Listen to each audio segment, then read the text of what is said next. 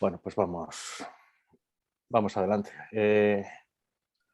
Buenas tardes a todos los que estáis por ahí en el Zoom. Bienvenidos. Bueno, sabéis que nuestra zona, si se caracteriza por algo, es por la edad que tienen nuestros pacientes, VIH y no VIH. En Castilla y León se estima que más del 50% de las personas que viven con VIH tienen una edad de 50 años o superior. Y todos sabéis que también hay una mayor prevalencia de comorbilidades en los pacientes VIH que en los no VIH. Por todo ello, yo creo que es imprescindible gestionar adecuadamente las comorbilidades para poder aportar a nuestros pacientes una mejor calidad de vida y este debe ser uno de los objetivos prioritarios, independientemente de también el ahorro en el gasto que también se produce, porque también la presencia de comorbilidades aumenta el coste sanitario. Y por todo ello, pues pensamos un poco en hacer estas jornadas, unas jornadas pensando en lo que está ocurriendo en nuestro área, bueno, que yo creo que es reproducible para otras y otras áreas de nuestro país, que es que nuestros pacientes están envejeciendo y por eso nos hemos planteado estas 4 jornadas de envejeciendo con el VIH en Castilla y León, que como habéis visto en el programa, empezamos hoy, día 23 de marzo, hablando un poco de los problemas renales y óseos que presentan nuestros pacientes y que de ello nos hablará José Luis Casado, bueno, Pepe Casado para la mayoría y que trabaja en VIH en el Ramón y Cajal, y de neoplasias que nos hablará Luis. La idea que hemos hecho ha sido tener un ponente siempre de la zona para que nos hable de una de las partes de la charla y un ponente experto de otras áreas para que nos dé también un toque y que conozcamos un poco lo que están haciendo en otros lugares. Aparte de esta, el 23 de marzo, tendremos una el 20 de abril de inflamación y riesgo cardiovascular, que ya os iremos contando. El 27 de abril, otra de problemas neuropsiquiátricos y también un poquito hablaremos de los PROs, los pacientes VIH que viven con VIH. Y el 4 de mayo hablaremos de fragilidad y otro de los problemas que solemos tener, que es el de las interacciones. La idea es que las charlas sean seguidas. Primero habla Pepe Casado de estos problemas y luego Luis, y tendremos un tiempo después para debate y preguntas. Tenéis abierto el chat para poder hacer las preguntas a lo largo de las charlas o después, y bueno, incluso como tampoco seremos mucha gente, si alguno quiere hacerla verbalmente la pregunta, pues lo podríamos permitir. Y nada, pues empezamos ya. Pepe, cuando quieras. Vale, gracias. Buenas tardes a todos. Gracias, Carlos, por invitarme. Un placer estar aquí con vosotros. Voy a compartir pantalla. En principio, la idea que tengo es que podamos discutir y aprender cosas, en este caso, primero sobre los problemas renales y óseos en pacientes VIH, que como bien ha dicho Carlos, son pacientes que están envejeciendo, y la idea es que os transmita un poco lo que nosotros hacemos, lo que estamos haciendo, y podamos discutir cómo está cambiando esta situación, que es una situación donde de verdad sí están cambiando las cosas. Sentiros libres de preguntar luego lo que queráis y de, por supuesto, de no quedarnos con ninguna duda, ¿no? Como es la primera charla, yo creo que voy a aprovechar para poner un poco la situación del envejecimiento en pacientes VIH. Un poco en cuestión, sabéis que esto es uno de los grandes retos que se nos están presentando y que se nos van a seguir presentando en los próximos años. Son pacientes que van a recibir un tratamiento antirretroviral de forma más prolongada, que van a ser capaces de tener otras complicaciones de toxicidad, pero que sobre todo van a tener esos problemas asociados al envejecimiento, comorbilidades, polifarmacia, riesgo cardiovascular, ¿no? Entonces son pacientes que sin duda nos van a dar problemas. Y son pacientes que tienen un problema especial, que son pacientes que tienen lo que se llama envejecimiento acelerado. Sabemos que la combinación de la edad normal, el envejecimiento fisiológico, ahora mismo nuestros pacientes están en mi consulta, la edad media está en 50 y 53 años. Eso junto con los factores del estilo de vida con la toxicidad de los fármacos, que en estos casos renal y óseo va a ser importante, y con algo muy frecuente que se ha descrito como que es que la disfunción inmune y la inflamación favorece el envejecimiento, un concepto que en inglés tiene una palabra preciosa que es inflammaging, es decir, el envejecimiento inflamatorio, ¿no? En todo caso, lo que va a dar lugar es a un envejecimiento prematuro, como lo veis ahí en inglés, y que va a ser el responsable del aumento de complicaciones en nuestros pacientes. Y nuestros pacientes van a tener estas dos cosas que veis aquí, un envejecimiento acelerado, es decir, vamos a ver cosas antes de que lo que correspondería por edad en una población que fuera VIH negativa, y encima va a ser un envejecimiento con unas complicaciones acentuadas porque va a ocurrir con mayor frecuencia de la que sería esperable. Y esto es lo que estamos viendo en nuestros pacientes habitualmente, o bien una o bien las dos, o generalmente las dos, ¿no? Siempre hay que tener en cuenta esto, ¿no? Es decir, nuestros pacientes, cuando hablamos del envejecimiento, no solo hablamos de pacientes mayores, que también, es decir, pacientes que por edad tienen una edad mayor, 53, 60 años, y por lo tanto son mayores y tienen las complicaciones asociadas a la edad, los famosos síndromes geriátricos, sino que además tienen mayor frecuencia de otras comorbilidades debido a que ese envejecimiento es un envejecimiento asociado a esa inflamación, a esa disfunción inmune y a esa toxicidad de los fármacos, con lo cual ese envejecimiento va a ser mucho más responsable de toxicidad.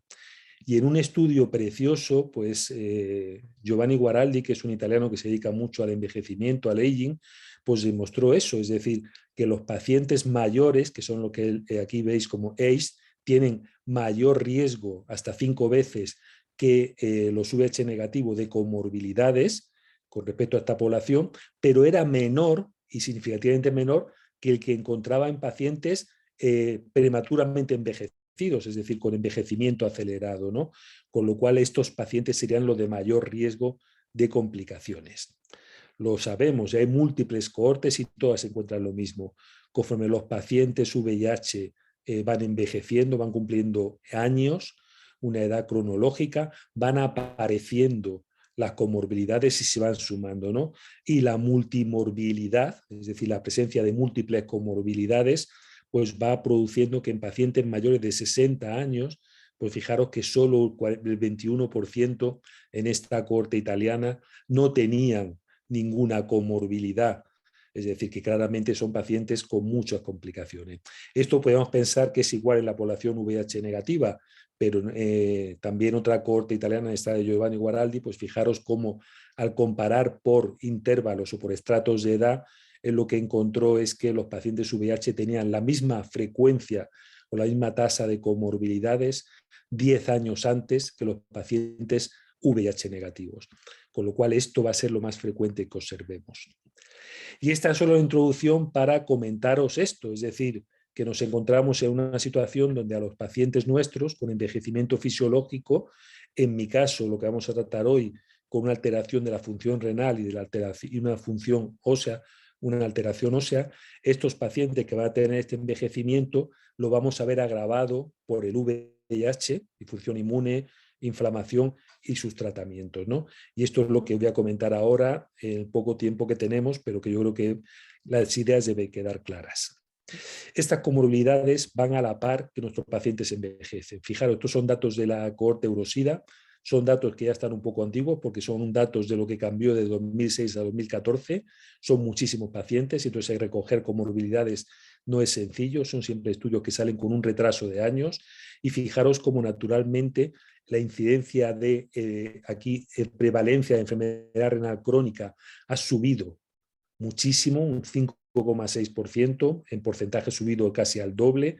Lo mismo la prevalencia de enfermedad cardiovascular, que no es el motivo de esta charla, pero también de las fracturas óseas. Es decir, claramente en la alteración renal y ósea, las comorbilidades van empeorando en esta población, sin duda, y nos van dando lugar a que haya mayor tasa de alteración renal y ósea.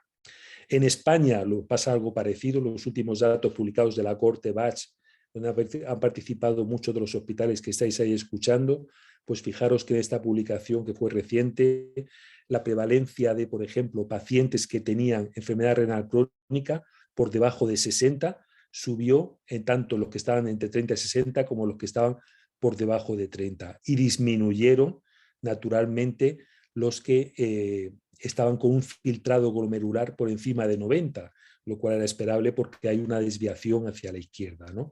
¿Esto qué significa? Que incluso con una edad media de 48 años, en esta cohorte, vemos que casi el 40% de los españoles tenían ya una tasa de filtrado glomerular por debajo de 90, con lo cual sí había un deterioro de la función renal importante. Y esto no solamente es importante a nivel de dato, a nivel de qué está pasando en la consulta de mayor o menos revisiones. Hay estudios que demuestran claramente que la toxicidad renal, la falta de función renal, se asocia a riesgo de mortalidad, sobre todo mortalidad cardiovascular. Eso está muy claro y fijaros en, en esta gráfica, tanto las figuras, la gráfica a la derecha, tanto la línea naranja como la línea amarilla, que son pacientes por debajo de 60. Fijaros cómo la mortalidad durante el seguimiento va aumentando asociada a ese defecto de la función renal. Y fijaros cómo también aquellos pacientes en azul clarito que están con un filtrado entre 60 y 90 tienen mayor mortalidad que los pacientes de 90. Es decir, claramente es un dato indirecto de que estás aumentando su riesgo de complicaciones en estos pacientes con alteración de la función renal.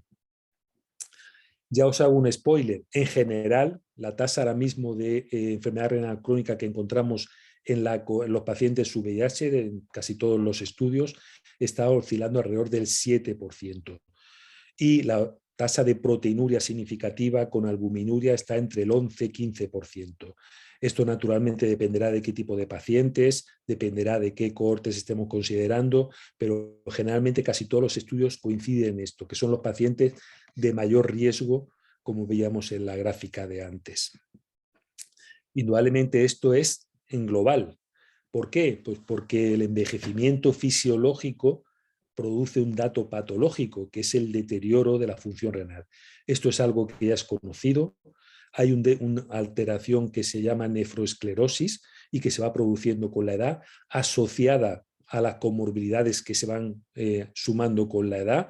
Disminuyen las nefronas funcionantes, se produce una enfermedad renal oculta, hay pocas nefronas funcionantes, pero no sube la creatinina, por eso necesitamos fórmulas que calculen la función renal ajustadas por edad, y vemos que ese deterioro se va a producir y es casi normal por todo lo que nos va pasando. Esto ha hecho que, naturalmente, fijaros, se calcule que a partir de los 30 años hay un descenso fisiológico estimado de 1 mililitro año en la función renal. Esto es una media, es decir, indudablemente nunca es una situación estándar. Hay gente que puede empezar mucho más tarde o que incluso puede mejorar durante la evolución, ¿no? Entonces, fijaros cómo naturalmente la tasa de pacientes que tienen un filtrado entre 45 y 60 o por debajo de 45 o por debajo de 30 va aumentando y va siendo peor desde el punto de vista de función renal cuanto más edad tenemos, es decir, es algo casi normal. Y esta importancia de la edad también es en pacientes VIH. En la gráfica que os ponía antes hablábamos de un 7% de forma global de enfermedad renal crónica, pero fijaros que cuando cogemos la cohorte VAS del año 2014 todavía, pues fijaros que la prevalencia en pacientes de más de 65 años es de casi un 20%, es decir, que claramente tenemos una alteración asociada que es importante en estos pacientes. Mientras que de fracturas tenemos alrededor de un 5%, es decir, también va aumentando con la edad. Claramente esto significa que cuando consideremos una prevalencia, tenemos que ver de qué población estamos hablando para poder saber si al comparar es la adecuada o no. Lo que os decía antes es que este envejecimiento es acelerado y acentuado antes y más intenso, ¿no? Y generalmente la discusión es cuánto de más intenso. Mostrábamos antes en los datos de Guaraldi que la multimorbilidad se veía una media de 10 años antes en general, ¿no? En cada cohorte nos vamos a encontrar que se intenta comparar y saber cuántos años antes y cómo de intenso es cada alteración, ¿no?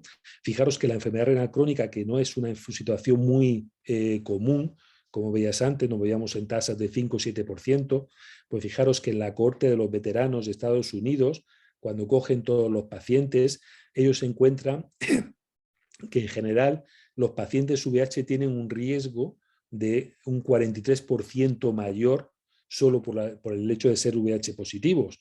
Pero a la edad que se diagnostican encuentra una diferencia cruda en general de 3,2 años antes. Esto naturalmente depende de cuánto estemos considerando.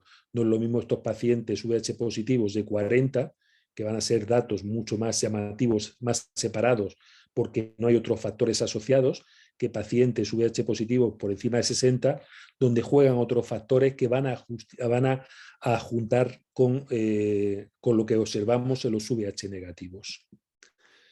Fijaros, por ejemplo, si pasa que esto también se ha visto en la cohorte FRAN, que es una cohorte de riesgo cardiovascular en estos pacientes. Incluso considerando la función renal medida por cistatina C, que no tiene en cuenta datos asociados a la masa muscular para intentar evitar los sesgos de tratamientos y de musculatura y demás, pues ellos ven que los pacientes VIH positivos tienen un deterioro de la función renal que tiene una aceleración en la línea de deterioro de 16 años con respecto a los VIH negativos, con lo cual volvemos a estar en esa situación de aparece antes, pero no sabemos, en cada grupo probablemente es más o menos importante dependiendo de la edad de los pacientes. Y volvemos a ver lo mismo, fijaros que en la edad avanzada se juntan, porque se van juntando otros factores, además del VIH, que juntan la comorbilidad.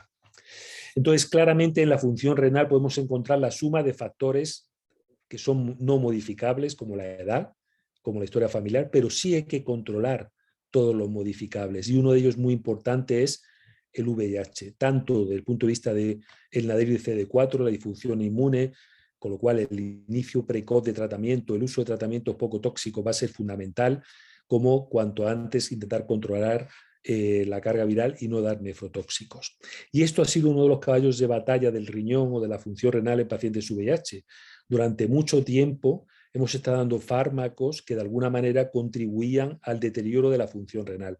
El prototipo se observó sobre todo con TDF, tenofovir disoprosil fumarato, aunque también en algunas cortes se veía con atazanavir y con lopinavir, dos inhibidores de la proteasa de generación más antigua, que ya usamos muy poco, por no decir nada, y que generalmente se asociaban muchas veces con TDF, con lo cual no podemos saber cuándo era claramente un motivo u otro.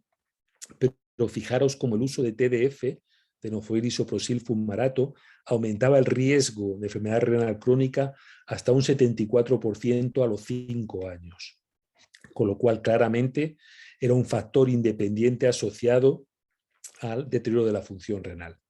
Esto estaba claro, estos son muchos estudios que hemos hecho nosotros y otros grupos, y que lo que se ha visto es que TDF, que es un fármaco espectacular para el VIH y para la hepatitis B, tiene un problema, que es que se acumula en las células del túbulo renal proximal y produce toxicidad mitocondrial directa, con lo cual altera la función de esa célula del túbulo renal proximal, con lo cual se produce pérdida de fosfato, pérdida de la capacidad de absorber glucosa, se pierden proteínas de bajo peso molecular, se puede perder también ácido úrico, con lo cual se produce una constelación de parámetros que sugieren que está habiendo ese daño tubular proximal, que suele ser un daño tubular agudo con alteración de las mitocondrias, pero que puede llegar a producir fibrosis tubulointersticial, y en los casos más intensos se demuestra incluso como síndrome de Fanconi, ¿no? Hemos visto siempre que esto se debe a varias razones, pero casi todos se asocian con factores que producen niveles de TDF altos en las células del túbulo renal proximal, pues o bien porque inhiban las proteínas que expulsan TDF, o bien porque aumente sus niveles plasmáticos. Y de nuevo, fijaros que la edad avanzada, junto con TDF, suma el riesgo de alteración tubular, junto con el resto de parámetros, pero sin duda es otro de los que lo pueden producir. Con lo cual, de nuevo, volvemos a hablar de un envejecimiento acelerado, en este caso por el uso de un fármaco que contribuye a ese envejecimiento, ¿no? Esto hoy día esperamos que pase menos gracias a que se ha desarrollado otra prodroga de tenofovir, como es el TAF, que alcanza niveles mucho más bajos en plasma y por tanto menores en la célula del tubo renal proximal, y ha disminuido de forma importante el miedo a la toxicidad renal por tenofovir. Sabíamos antes incluso que si usamos TDF y empezaba a deteriorarse la función renal, era importante retirarlo, pero fijaros, ¿quién no mejoraba al retirar TDF? Mayor edad, mucho tiempo en tenofovir, mayor deterioro de la función renal. Claramente la edad era un factor que jugaba para empeorar y para dificultar la mejoría.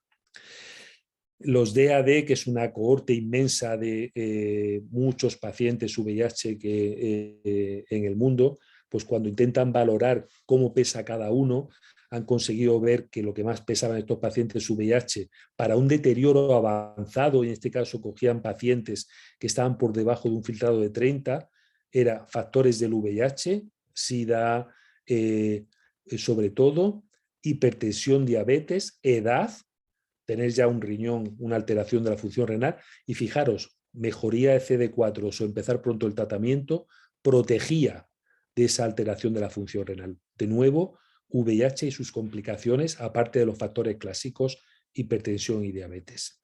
De hecho, ellos desarrollaron una escala, que os pongo aquí la dirección de la página web, para clasificar a los pacientes en función de todos estos factores, y fijaros cómo la edad, una edad mayor de 60 da 10 puntos. Es lo que más da, junto con tener una alteración de la función renal ya de inicio. Todos los demás, 0, 1, 0, 1, pero solo la edad es lo más importante para ellos. ¿Qué hay que hacer? Pues indudablemente siempre considerar los factores de riesgo que tenemos en nuestros pacientes, con infección, hipertensión, diabetes, y evaluar pacientes con control evolutivo anual de la función renal, con orina para ver que no tiene proteinuria ni otra alteración, y ver un poquito, por supuesto, intentar evitar fármacos nefrotóxicos y controlar de forma importante estos factores, sobre todo los clásicos, la tensión y la diabetes. Hay unas recomendaciones de GESIDA que dicen que si el filtrado baja por debajo de 60, baja un 25% respecto al valor previo, este 25% está cogido, y lo sabéis vosotros que sois internistas, por el famoso AKIN1. Pero bueno, una bajada de un 25% o un descenso del filtrado de más de 5 mililitros año, que se considera algo patológico, pues que estudiemos de forma ampliada la función renal y veamos a ver si podemos clarificar si es enfermedad glomerular, proteinuria, lesión tubular, uropatía obstructiva o insuficiencia renal prerenal, para poder valorar si tenemos que remitir a los pacientes a nefrología o urología. Algo similar pasa con el hueso, es decir, este cartel que lo cogí de una parada de autobús de Estados Unidos, fijaros que bien lo dice, si tienes VIH es más probable que tengas osteoporosis, incluso cuando tomas medicación frente al VIH. No es siempre, no es solo el VIH, nunca es solo el VIH. Quizá es lo que mejor define estas charlas, ¿no? Nunca es solo el VIH, son los factores asociados. De nuevo, recordar que en los pacientes VIH en general, 3 veces más osteoporosis, 6 veces más osteopenia que la población general después de ajustar por edad. Es algo que sabemos, la edad va a deteriorar el hueso, y esto es algo que pasa en todas las poblaciones. Y sabemos que en los pacientes VIH ese deterioro es mucho más marcado. Estos son datos de nuestra cohorte, con más de 1000 DEXAs que tenemos, comparando con la cohorte americana NANES, que es la que pone aquí como Lúquer, y una cohorte española de pacientes VIH negativos, la de Díaz Curiel, que era el investigador principal. Fijaros como en los hombres, que es esta, siempre en todas las edades hay una menor densidad mineral ósea que la población americana y que la población española, entre un 7 y un 13% menos, lo cual es muy significativo. Y con mujeres pasa lo mismo, excepto en un periodo entre los 20 y los 40 años, donde probablemente la hormona protege, la presencia hormonal protege de la pérdida ósea, pero luego este deterioro vuelve a existir. Es decir, los VIH, los pacientes VIH siempre tienen una peor masa ósea que los pacientes VIH negativo. Y fijaros que esto se ve desde los pacientes entre 20 y 30 años, donde Eugenia Negredo de Barcelona demostró que la prevalencia de osteoporosis era el doble o más del doble que lo que se observaba en controles sanos de la misma edad y sexo. Con lo cual, de nuevo, podíamos saber que era un problema que podíamos observar incluso en pacientes muy jóvenes. Y esto podía producir que ese pico de masa ósea entre 20 y 30 años lo tuviéramos que pagar en el futuro. Aquí de nuevo, como pasaba con el riñón, es la suma de los factores clásicos, tabaco, historia familiar, alcohol, sedentarismo, los factores secundarios, que muchos de ellos se ven en nuestros pacientes VIH, deficiencia de vitamina D, disfunción renal, el hueso y el riñón van de la mano, medicaciones, y aquí tendríamos que coger algo como es la terapia antirretroviral, por la fosfaturia que pueden producir, más el VIH, activación inmune, producen alteración en la densidad mineral ósea. De nuevo, suma de factores clásicos, secundarios, infección por VIH. Nosotros ya demostramos que la prevalencia de factores de osteoporosis secundaria en estos pacientes jóvenes todavía se asociaba a mayor prevalencia de osteoporosis, que veis en negrita, hasta un 20% cuando se juntaban 3 causas de osteoporosis secundaria con una edad media de 45 años. Es decir, que era algo mucho más llamativo. Y donde probablemente el tratamiento juega un papel independiente. Aquí, en este caso, el inicio precoz de tratamiento puede no ser tan importante si vamos a empeorar el hueso. Y fijaros que durante mucho tiempo hemos considerado que empezar tratamiento iba a haber una pérdida que se veía con abacavir 3TC y con más marcada con TDF-FTC, con tenofovir de nuevo, que las que podíamos observar en pacientes sin tratamiento. Esto parecía un fenómeno de reconstitución inmune, parecía que era algo transitorio, aunque nosotros vimos que este algo transitorio, igual que ellos los observaron, no era así. Esa pérdida con una tasa de mejoría momentánea volvía a empeorar. Y había una correlación, nosotros lo veíamos, entre el uso de TDF, de nuevo, y la pérdida ósea durante el seguimiento a largo plazo.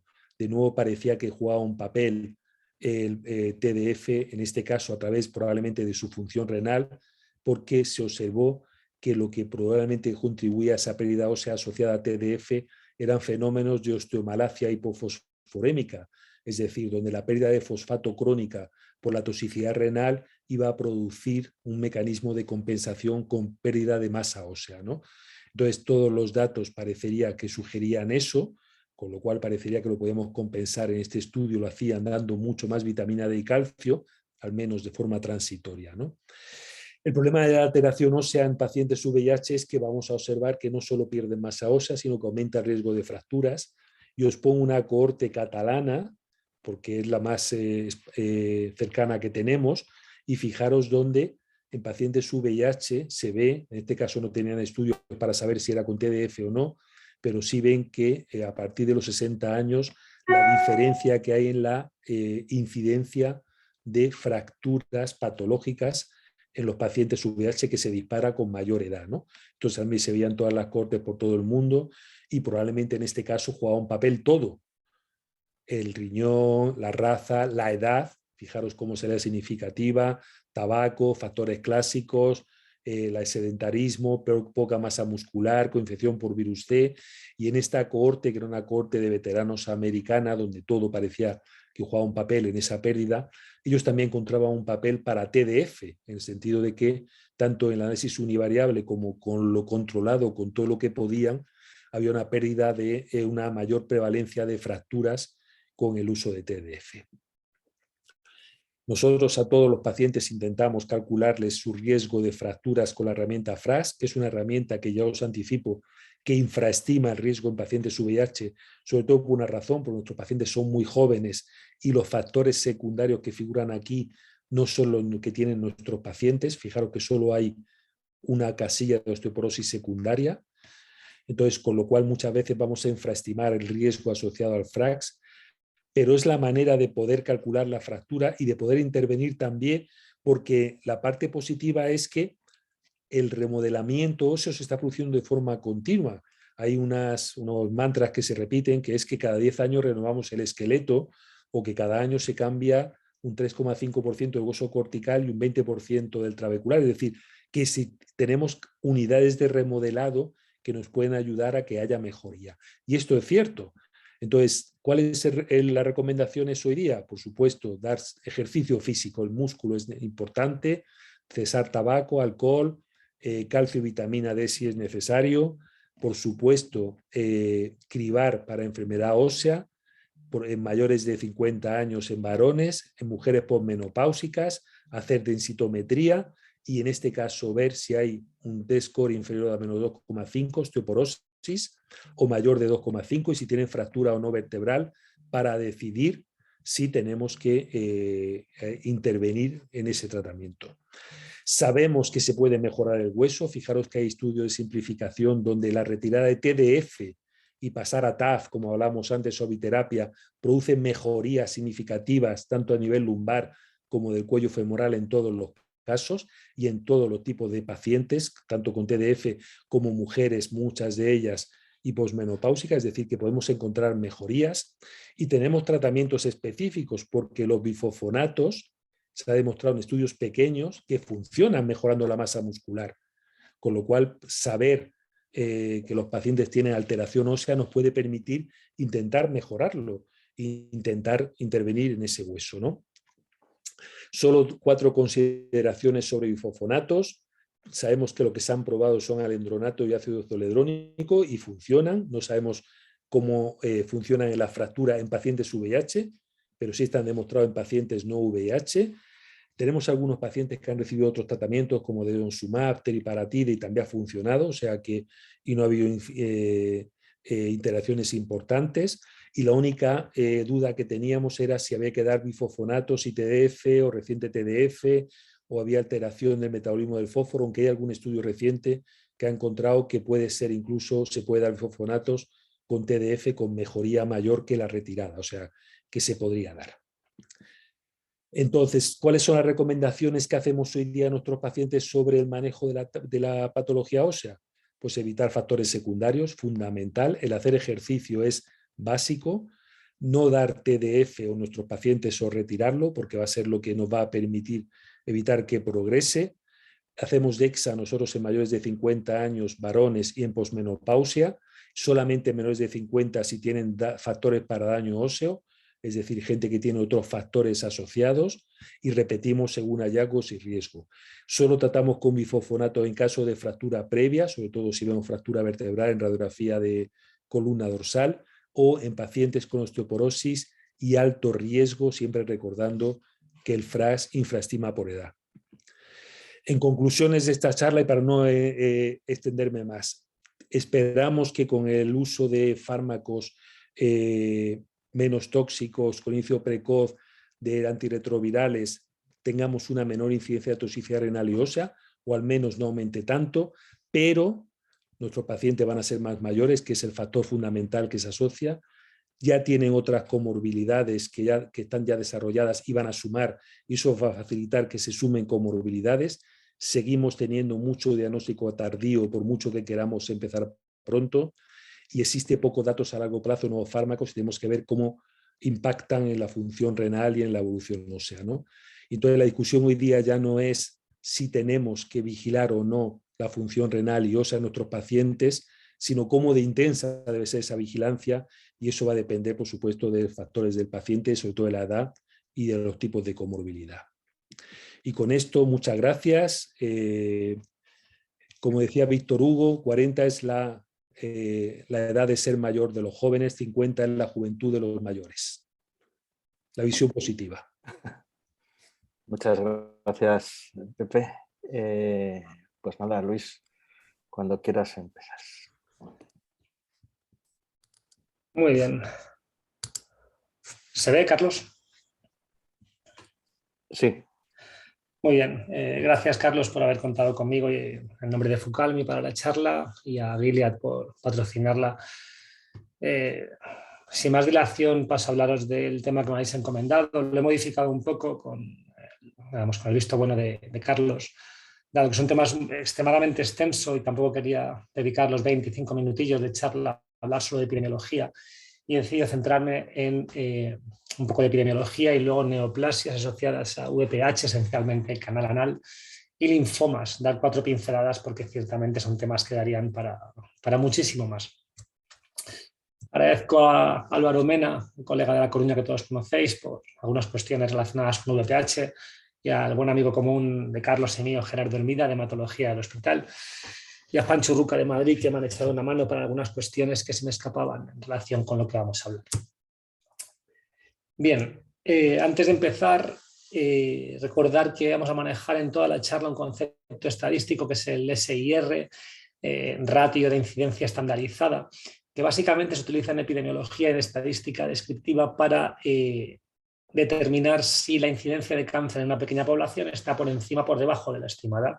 Básicamente se obtiene de dividir el número de casos, la incidencia de un tumor concreto en una población concreta, dividido por el número de casos que esperaríamos de acuerdo a las características de dicha población encontrar. De tal manera que si es mayor de 1, quiere decir que hay más de lo que esperábamos, menor de 1, menos de lo que le corresponde a esa población. Y por supuesto esto se calcula con intervalos de confianza para ver si hay un incremento o descenso estadísticamente significativo. De tal manera que si, por ejemplo, vemos en una población 60 casos y esperaríamos encontrar 30, podemos concluir que el SIR es de 2 y por tanto hay un incremento del 100% respecto a lo esperado. Dicho esto, las neoplasias, como bien sabéis, han sido los tumores una entidad asociada a la epidemia de HIV desde sus mismísimos orígenes, desde el célebre artículo del Morbidity and Mortality del año 81, en el cual se avisaba de la aparición de un raro tumor, el sarcoma de Kaposi, previamente un tumor de ancianos, que aparecía en población homosexual. Y posteriormente, en los años siguientes, una explosión de tumores, no solo de Kaposi, sino del linfoma de Burkitt, cáncer cervical, entre otros, que permitieron estandarizar una definición de una serie de neoplasias que eran diagnósticas de SIDA. Sin embargo, como todos sabéis, la llegada de tratamiento de gran actividad a raíz, si no recuerdo mal, del año 95-96, Congreso de Vancouver, cambió drásticamente el panorama de las neoplasias en pacientes infectados por HIV. Bien, la cuestión es que la prevalencia de los factores de riesgo clásicos para tumores en la población HIV es distinta de la población no infectada. Este metaanálisis evalúa 113 estudios y lo que hace es determinar y demostrarnos cómo factores de riesgo tremendamente característicos, como es el tabaquismo, el consumo de alcohol, la infección por virus C, y no solo eso, sino la colonización e infección por genotipos de alto riesgo a nivel oral o anal, están excesivamente presentes en la población HIV, mucho más que en la población seronegativa. De esta manera nos encontramos con que no solo factores de riesgo clásicos como la nutrición, el alcohol, el tabaco, cuestiones ambientales, el propio envejecimiento, sino cuestiones relacionadas intrínsecamente con la propia infección por el HIV, como la inflamación o inmunosupresión, juegan un papel en esta coctelera de la oncogénesis y no es fácil determinar cuánto aporta cada uno. Bien, a esto hay que sumarle un hecho indiscutible que viene contado para el doctor Casado, que es el hecho de que la población con HIV envejece, y eso es una cuestión absolutamente universal y que está fuera de toda duda. De tal manera que cómo impacta esto en las tendencias temporales en la incidencia de cáncer en las personas que viven con HIV. Bien, en este artículo, que evalúa la franja temporal del 97 al 2012 de la Corte de Veteranos Americanos, un estudio prospectivo, se siguió en el tiempo a 45.000 personas infectadas con casi 100.000 controles y se detectaron 3.715 neoplasias en el grupo de HIV y 5.760 en el grupo de controles no infectados. Si miramos de manera a abuela pluma rápidamente en la parte izquierda, nos encontramos como parece aparentemente que la incidencia de neoplasias en pacientes infectados por HIV en rojo va creciendo con los años, a la par que en la población no infectada, pero cuando utilizamos la herramienta estadística del ratio de incidencia estandarizada, vemos cómo es todo lo contrario. En la población HIV se produce un descenso gradual y estadísticamente significativo de los tumores, a diferencia de la población no HIV. Esto, de hecho, es aplicable para cualquier tipo de neoplasia, para neoplasias diagnósticas de SIDA, acrónimo en inglés ADC, para neoplasias no diagnósticas de SIDA, NADC, para neoplasias no diagnósticas relacionadas con virus, etc. ¿Cuál es la conclusión? Hay una disminución estadísticamente significativa de las tasas de incidencia en HIV para cualquier cáncer con el paso de los años en las últimas décadas y, por tanto, al relacionarlos con el estancamiento en la incidencia en la población no infectada, hay un descenso en la razón de tasas de incidencia. Esto no puede sino llevarnos, obviamente, a que el tratamiento antirretroviral, que es el factor diferencial entre ambas poblaciones, y la mejoría inmunológica, que obviamente no experimenta la población no infectada, es la que debe llevarnos a tener menos neoplasias. A esto hay que sumar una cuestión, que es el hecho de que la población infectada por HIV, desde que tenemos tratamiento antirretroviral de gran actividad, ha experimentado, gracias a Dios, un marcado incremento en la supervivencia. Por tanto, tenemos una población que sobrevive más con el TAR, tenemos una población infectada por HIV y expuesta durante muchos más años y de manera más potente a factores de riesgo para el desarrollo de tumores clásicos. ¿En qué se traduce esto? Bien, para responder esto probablemente la mejor corte a nivel mundial es la corte HACM, ¿vale? Que es un grupo americano, un estudio observacional de cerca de 1 millón de personas infectadas por HIV. Tanto la infección por HIV como la neoplasia son enfermedades de comunicación obligatoria en cualquier estado americano, y con esta corte se genera una base extremadamente rica en datos que nos permite llegar a conclusiones. Este artículo, de hecho, de CID está basado en esta corte.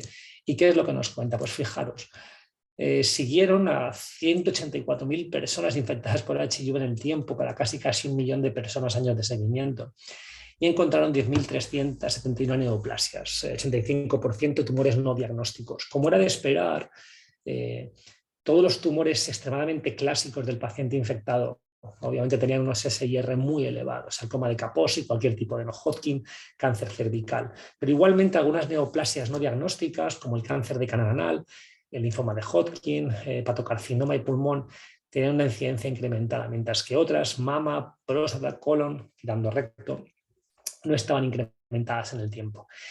Por tanto, el riesgo de neoplasias en población infectada por HIV que envejece está condicionado por varias circunstancias. La primera, la senescencia inmune, propia del envejecimiento. Segundo, la inmunosupresión asociada a la infección por HIV, cuestión dinámica y cambiante a lo largo de la historia de la infección y modulada por el TAR. Y el tercero, la presencia, como hemos comentado, de determinados cofactores adicionales. Por tanto, la hipótesis es: ¿hay un efecto combinado y aditivo del envejecimiento fisiológico y de la infección por HIV que incrementa el riesgo de neoplasias? Pues bien, este estudio no permite confirmar dicha hipótesis. De hecho, las tasas estandarizadas de incidencia fueron sensiblemente mayores en la población joven y declinaban claramente con la edad, excepto para el Hodgkin, sugiriendo que la inmunosupresión asociada al HIV podría jugar un papel asociado a neoplasia más potente en la población joven, probablemente en los primeros años de diagnóstico, a raíz de haber estado recientemente al diagnóstico con cargas virales elevadas y con una inmunosupresión no detectada y corregida. En relación con las neoplasias de ano, hígado, pulmón y orofaringe, aunque hay un modesto descenso de las tasas de incidencia, el aumento absoluto de riesgo detectado se debe al incremento asociado a envejecimiento de estas neoplasias. Por tanto, conclusiones. La tasa de muchos tumores aumentadas en gente mayor con HIV comparado con la población general. Sin embargo, el riesgo relativo es mayor que en gente comparada con gente de edades avanzadas, sugiriendo que no existe un factor multiplicador de la coexistencia del envejecimiento y la infección del HIV. Y probablemente justo después del diagnóstico es el momento de mayor riesgo para neoplasias en pacientes infectados por HIV. Con todo ello, utilizando la misma cohorte, la proyección de la incidencia de tumores en los Estados Unidos y probablemente extrapolable al resto de la población del mundo occidental es esta: un descenso llamativísimo de todas las neoplasias clásicas diagnósticas de SIDA, pero de igual manera un descenso de las no diagnósticas de SIDA, pulmón, ano, hepatocarcinoma, Hodgkin, cavidad oral, llegando a un panorama en el cual lo que esperamos es que las neoplasias más prevalentes en 2030 en esta población de pacientes sean próstata y pulmón. ¿Quién le iba a decir allá por 1985-90? ¿Cómo impacta la inhibición de la replicación viral en la incidencia de estos pacientes? De nuevo es la cohorte veteranos, ¿vale? 42.400 pacientes, 4.100 casos de cáncer. Resumiendo estos cuadros, básicamente nos vienen a decir que prácticamente para cualquier neoplasia, como veis ahí, cuadrito oscuro, pacientes con carga viral indetectable, rombo, pacientes recientemente suprimidos, triangulito, pacientes con mucho tiempo de inhibición de replicación viral. Como veis, los pacientes no suprimidos, cuadrito negro, siempre tienen un riesgo relativo mucho mayor y estadísticamente significativo de cualquier neoplasia. Lo miremos por la vía que lo miremos, tanto de no-Hodgkin como de Kaposi, como de linfoma no-Hodgkin en general, etc. Aquí lo tenéis también para hepatocarcinoma, para enfermedad de Hodgkin, para cáncer de canal anal, para enfermedades no diagnósticas de SIDA asociadas a virus oncogénicos, etc. Con lo cual, la gran conclusión que yo me llevaría es que el tratamiento con antirretrovirales, que permite tener a los pacientes de forma sostenida sin replicación viral detectable, es de largo la más óptima de las estrategias de prevención de neoplasias en pacientes infectados por HIV. Con lo cual, Esta diapositiva creo que es una gran síntesis o una buena síntesis de qué es la prevención de las neoplasias genéricamente en pacientes infectados por HIV. Bien, ¿qué podemos decir del carcinoma escamoso anal asociado a la infección por virus papiloma humano? Bien, conceptos fundamentales. Suponen el 3% de las neoplasias del tubo digestivo. El canal anal es muy similar al cérvix desde el punto de vista histológico, con una zona de transición escamocolumnar localizada a nivel de la línea dentada. Tiene una incidencia creciente, fijaros las cifras, 2004, 3.500 casos en Estados Unidos, 2021, 9.000 con cerca de 1.500 muertes esperadas, con unos factores de riesgo que incluyen el tabaquismo, por supuesto, el sexo anal receptivo y la coinfección por HIV y HPV, que es sinérgica, como ahora veremos. El pronóstico es bueno siempre y cuando tengamos enfermedad metastásica o localmente avanzada y resecable, en cuyo caso el pronóstico es francamente sombrío, de ahí la necesidad de un diagnóstico precoz. Bien, como todos sabéis, el virus papiloma humano comprende una gran cantidad de genotipos, por encima de 150, pertenece a la familia de Papillomaviridae y es un virus de ADN bicatenario. Esto es importante por lo que luego veremos. Tenemos una gran cantidad de oncotipos, como hemos dicho. Probablemente los más interesantes a efectos de tumor sean 16, 18 por ser mucosotrópicos y de muy alto riesgo carcinogénico. Y como veis, simplemente esos dos genotipos explican cerca del 80% de casos de carcinoma escamoso de canal anal. Las células más vulnerables y las células que primero infectan el virus papiloma humano son las células basales, siendo las más vulnerables las de la transición escamocolumnar. En el proceso de infección de dichas células juega un papel fundamental la proteína L1 y L2 y es un proceso lento en el tiempo. En este proceso hay dos proteínas, la proteína E6 y la proteína E7, que son fundamentales. Lo primero es la integración del genoma, al igual que hace el HIV, y esto es una cuestión importante por lo que luego veremos.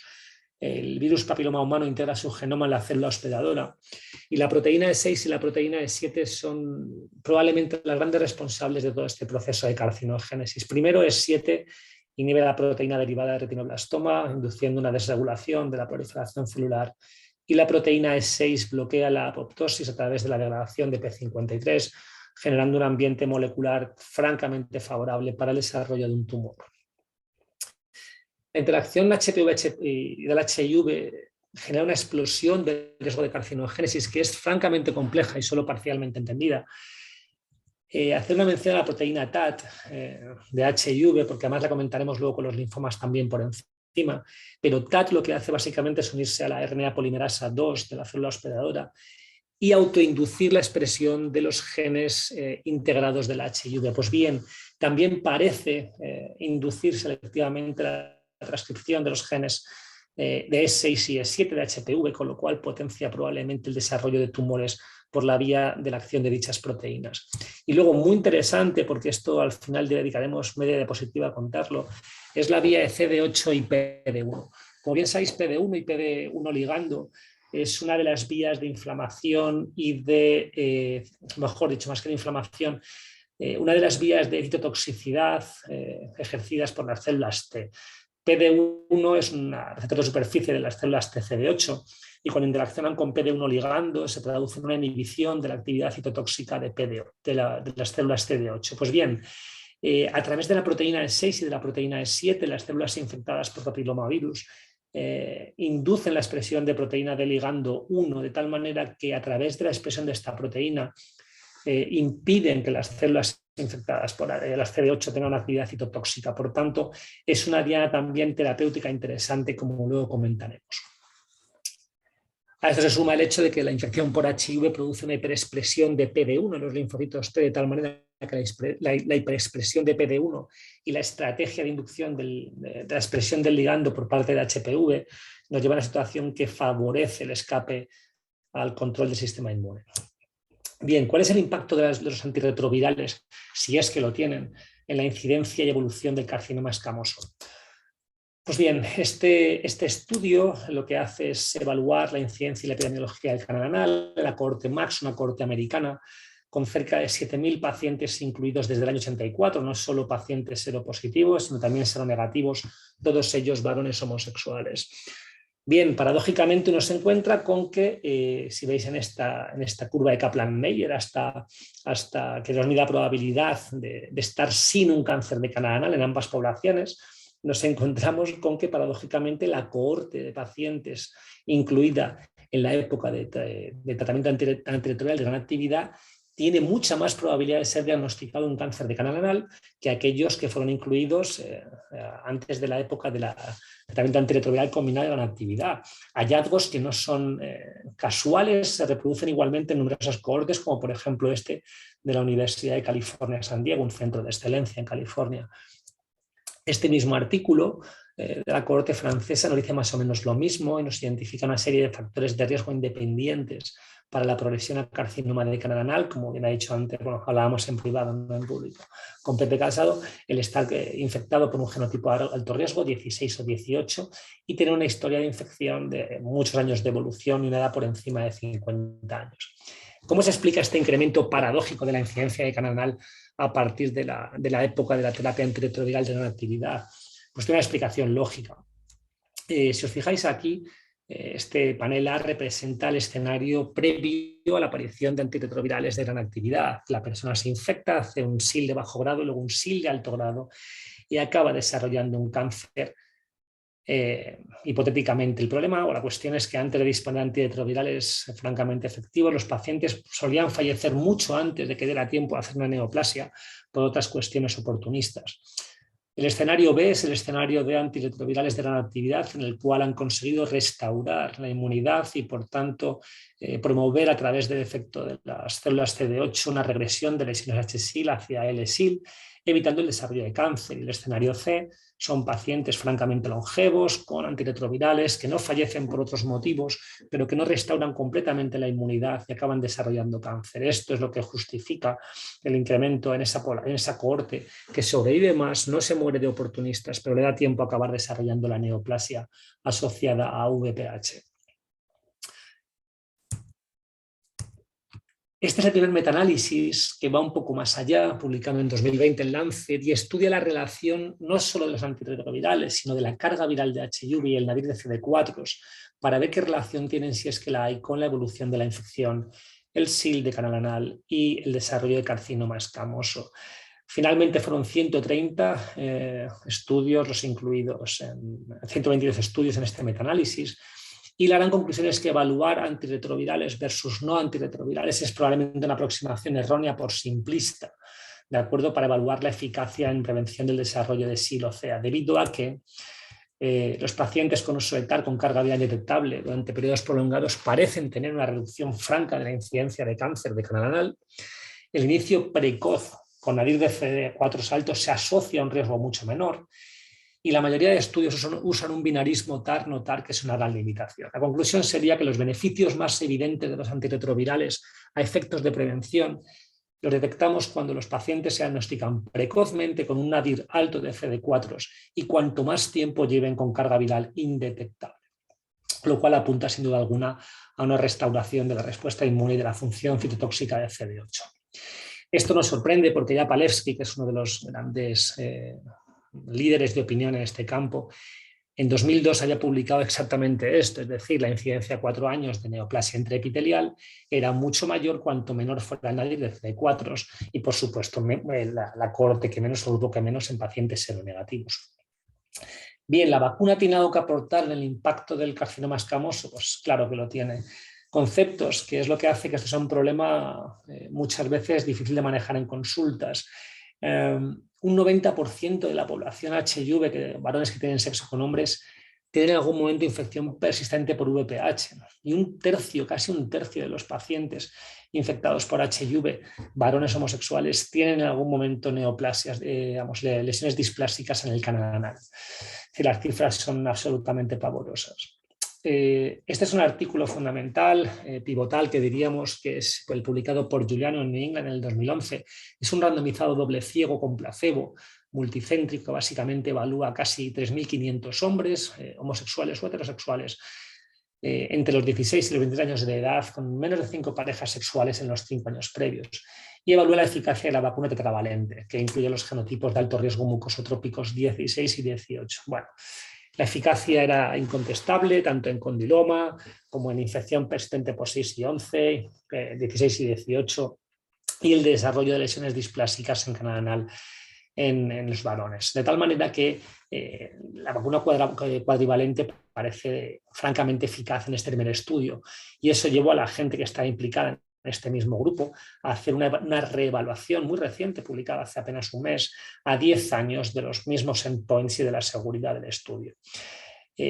Por la naturaleza de este estudio, obviamente, al detectarse rápidamente la gran eficacia que tuvo la vacuna, se permitió un fenómeno de catch-up, que era la gente que estaba con placebo vacunarse con la cuadrivalente, y permitió detectar a los 10 años que no había habido infecciones de brecha prácticamente por VPH en la población vacunada.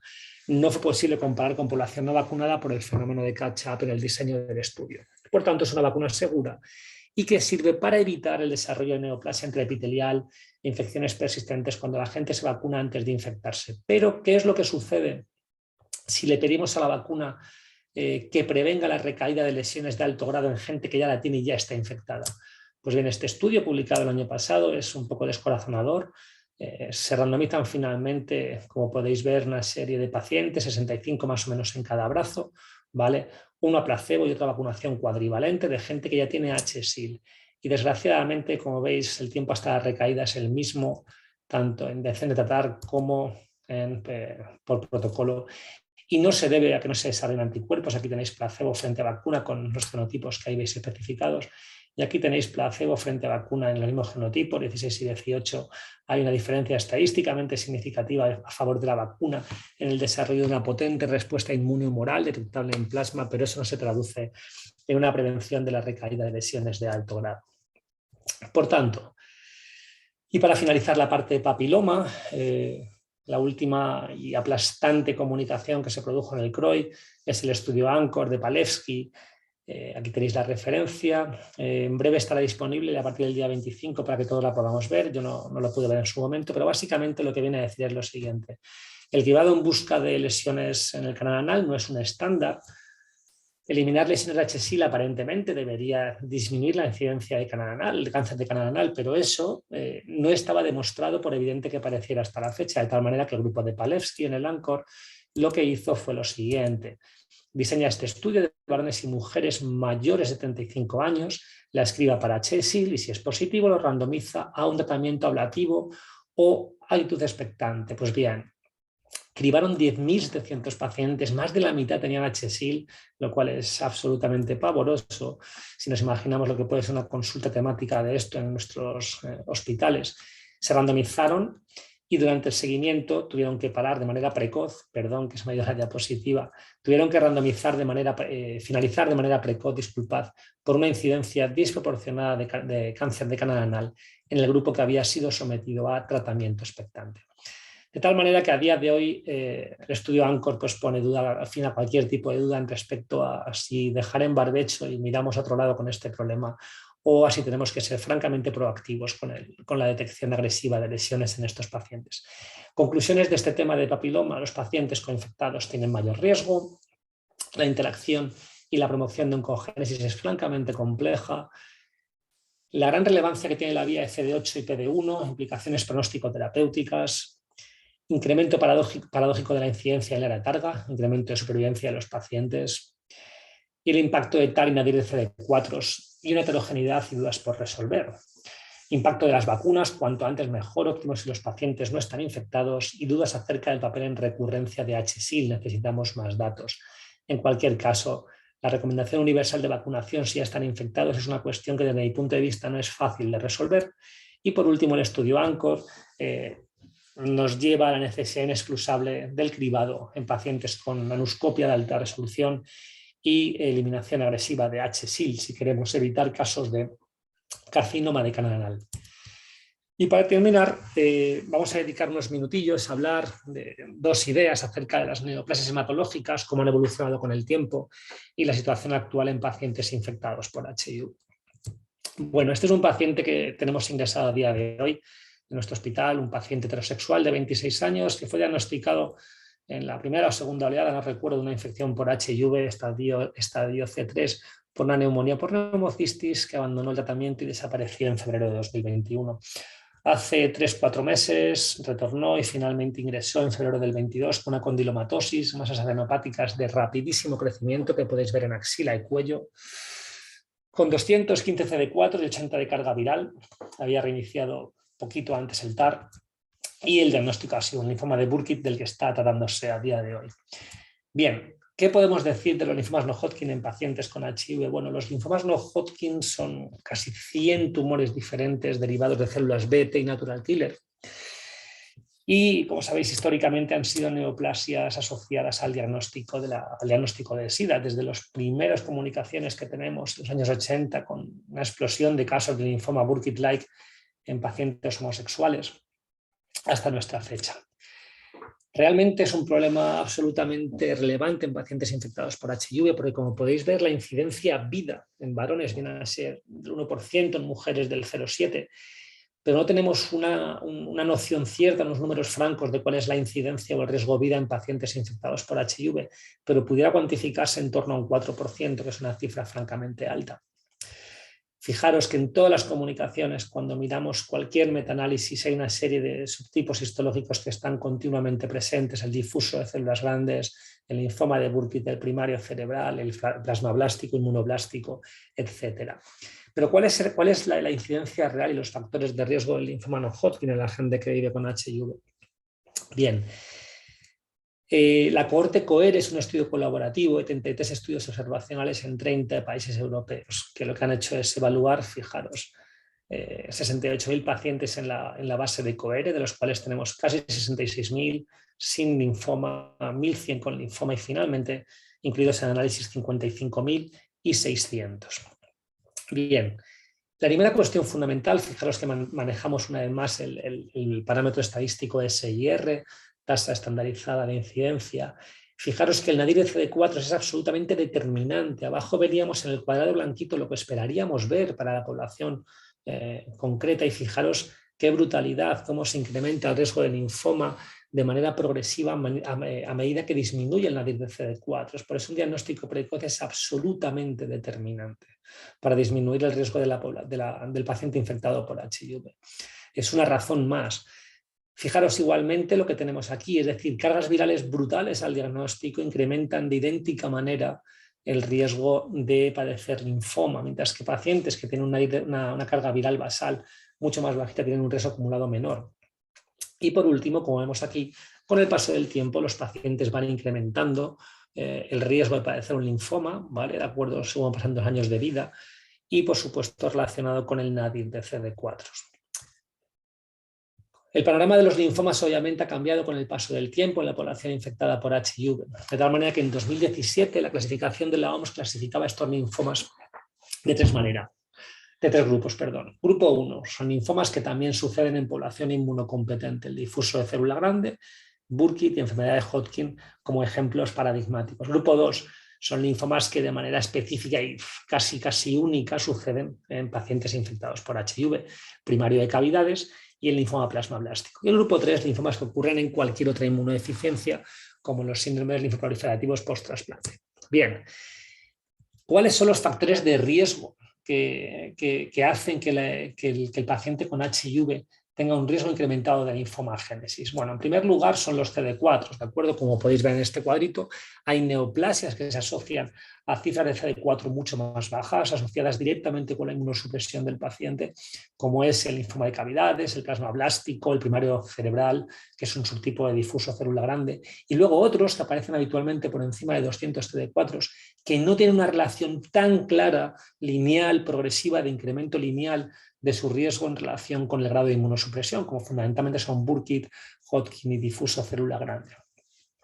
Desde luego, el no recibir tratamiento antirretroviral, las interrupciones, es lo peor que podemos hacer, o lo mejor si lo que queremos es aumentar el riesgo de desarrollo del linfoma. Y esto quedó clarísimo con el estudio SMART. El estudio SMART, publicado en 2007, que es el acrónimo de estrategias para el tratamiento, manejo de antirretrovirales, lo que hizo fue randomizar a pacientes a dos grupos, uno que llamaríamos on-off, que básicamente activaban el tratamiento cuando bajaban por debajo de 250 y lo paraban cuando volvían a tener una situación inmune razonablemente decente, frente a los que trataban al antirretroviral de manera continua.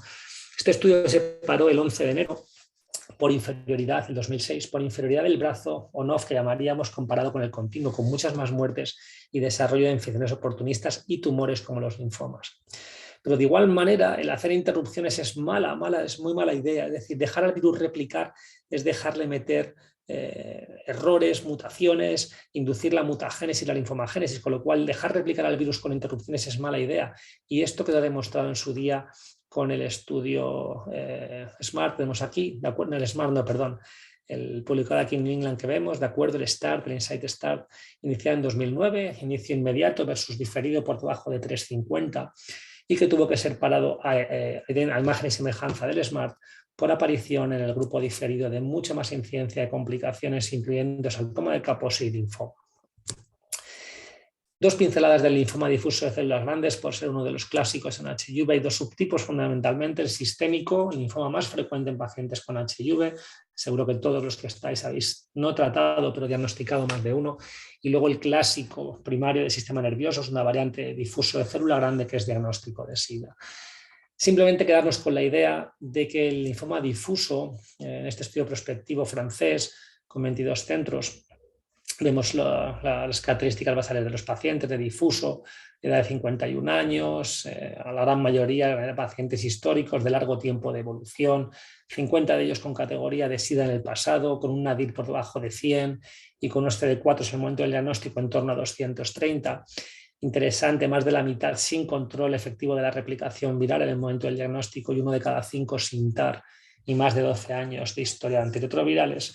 Cuando se compararon con la población seronegativa, como podemos ver, tuvo un pronóstico idéntico, es decir, diagnosticar a un paciente con HIV y linfoma difuso de células grandes es una mala noticia, pero no peor de lo que lo es para una persona no infectada, lo cual, dentro de la mala noticia, debe arrojar un halo de esperanza para nuestros pacientes.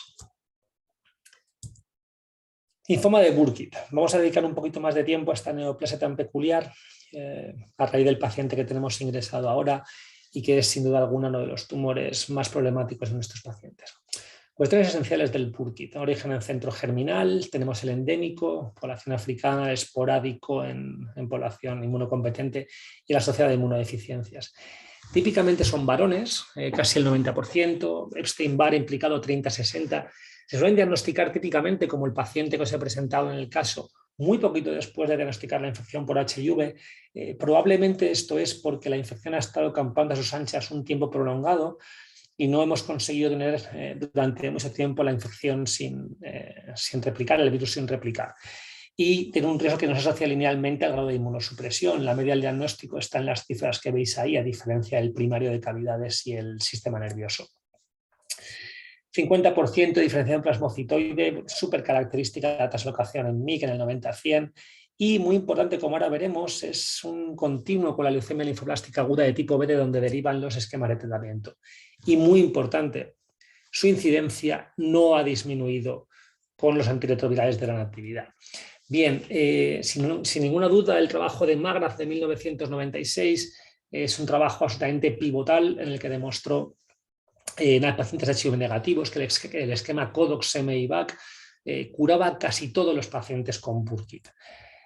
Esto posteriormente, el grupo de Wang lo que nos dijo es que, evaluando de manera retrospectiva este esquema que era tremendamente agresivo, se comportaba igual en pacientes seronegativos y seropositivos. El problema en las épocas iniciales, toda la década de los 90 y comienzo del año 2000, era que los pacientes infectados por HIV, que habitualmente tenían una situación, un ECOG francamente alto, un deterioro importante, eran pacientes a los que había un miedo muy fundado, un miedo muy lógico a aplicar tratamientos de inducción de quimioterapia tremendamente agresivos, con el miedo a que el propio tratamiento fuera un evento catastrófico que produjera la muerte del paciente. Posteriormente, Barnes demuestra que añadir rituximab a estos esquemas aumenta la supervivencia y esto se comprueba en estudios posteriores, el beneficio de añadir rituximab. Pero sin duda uno de los breakthrough que diríamos, o uno de los avances más relevantes en Burkitt y en HIV. Es un estudio español del año 2013, propiciado por el Grupo PETEMA, Programa Español de Tratamiento de Hematología, que lo que hace es adaptar, al darse cuenta, obviamente, de que hay un continuo con la leucemia linfoblástica, el protocolo de linfoblástica del grupo alemán. Y la gran novedad es que este estudio randomizado, esta es la gran virtud de este estudio, es que incluye pacientes con HIV en las fechas de inicio y de reclutamiento y final que veis ahí. Los grupos están tremendamente bien balanceados, no hay diferencias estadísticas en ninguna de las cuestiones esenciales que ahora veremos. Y simplemente por recordarlo, el Burkimab es un protocolo absolutamente tremendo, como podéis ver aquí, ¿vale? Con una prefase y 6 ciclos hasta casi 6 meses de quimio extremadamente dura. Pero lo más importante es que se traduce en que la mortalidad es idéntica en pacientes HIV y pacientes no infectados por HIV. Ciertamente, cuando hablas con hematólogos te lo cuentan, sí que es verdad, y esto se ve en el estudio, que probablemente los pacientes infectados por HIV tienen un riesgo o una tendencia mayor a desarrollar complicaciones infecciosas, una toxicidad medular más alta, y de hecho, como podéis ver, un 13% de los pacientes infectados murió en inducción, ¿vale? Pero finalmente la respuesta completa y la supervivencia fueron comparables. Esenciales como factores pronósticos en pacientes infectados o no infectados, el ECOG previo a la quimio y la afectación del sistema nervioso o médula ósea. Esto llevó a que el grupo de Dan Levy intentara buscar un esquema terapéutico para el Burkitt menos tóxico, como veis aquí, porque la toxicidad es francamente problemática en Burkitt. Entonces, lo que hicieron, basado en la teoría farmacocinética y farmacodinámica de los tiempos de muerte de las células neoplásicas, comparó el esquema DAEPOCH con rituximab con uno modificado para pacientes con inmunodeficiencias, que era el SC-EPOCH con doble dosis de rituximab, incluyendo pacientes en ambos brazos, como veis ahí. Pacientes bien balanceados, pero incluso en contra de la rama de HIV, que tenía un ECOG peor que los pacientes no inmunodeprimidos. Pero lo más importante, como podéis ver aquí, es que el tiempo libre de progresión de enfermedad, la supervivencia global, independientemente de cómo lo miráramos, fue similar en ambos grupos, con lo cual planteó la hipótesis de tratamiento eficaz y seguro ambulatorio del Burkitt con esquemas menos tóxicos. Y fue el propio grupo de Dan Levy y otros autores quien se decidió a ir un paso más allá y estratificar el riesgo del linfoma de Burkitt, randomizándolo a un riesgo bajo a un riesgo alto, siendo definido el riesgo bajo como un estadio 1-2, LDH normal, ECOG bueno, es decir, menor de 1, y sin masa tumoral mayor de 7 centímetros. Obviamente son pocos los Burkitt que podemos decir bajo riesgo, por eso en el ensayo hubo 15 de bajo riesgo, 98 de alto riesgo, y aquí veis cómo los manejaron los bajos riesgo, incluso fijaros como después de 2 ciclos con un PET negativo completan con un tercero. Esto es mucho menos que el Burkimab y francamente menos tóxico. Y por resumir, aquí tenéis los resultados de este estudio que es absolutamente fundamental en Burkitt y en Burkitt en HIV. La esperanza de supervivencia libre de enfermedad la podéis ver en función del PET, arriba a la izquierda, obviamente la captación del PET potente en el momento de randomizar a mitad de estudio, pues se impacta en la supervivencia. La edad no gran cosa, obviamente abajo los dos paneles E y F son los dos grandes marcadores pronósticos en Burkitt.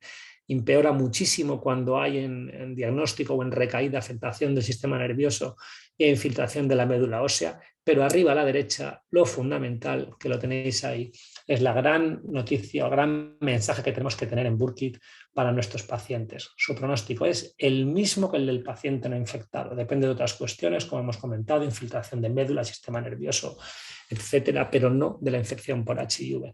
Por tanto, es esencial tener claro que cuando estos pacientes van a trasplante alogénico en primera línea o en recaída, ¿vale?, tienen un pronóstico idéntico al paciente con HIV. Y por eso yo creo que a día de hoy tenemos que tener unos hematólogos que, por supuesto, se saben y se sepan bien esto y no introduzcan ningún tipo de matiz relacionado con la infección a la hora de tratar a nuestros pacientes.